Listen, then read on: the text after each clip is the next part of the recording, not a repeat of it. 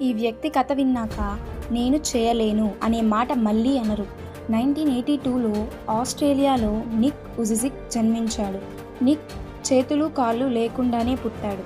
చిన్నప్పటి నుంచి చాలా అవమానాలు, ఎగతాళి ఎదుర్కొన్నాడు.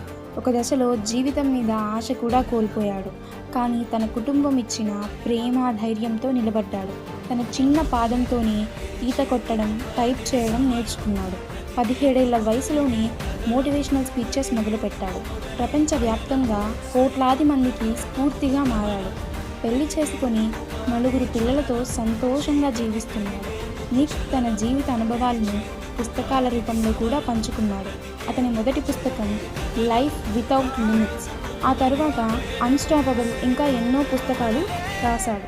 అతని ప్రతి పుస్తకం సందేశం ఒక్కటే: పరిస్థితులు ఎలా ఉన్నా ధైర్యంగా ముందుకు సాగితే విజయం తప్పకుండా వస్తుంది.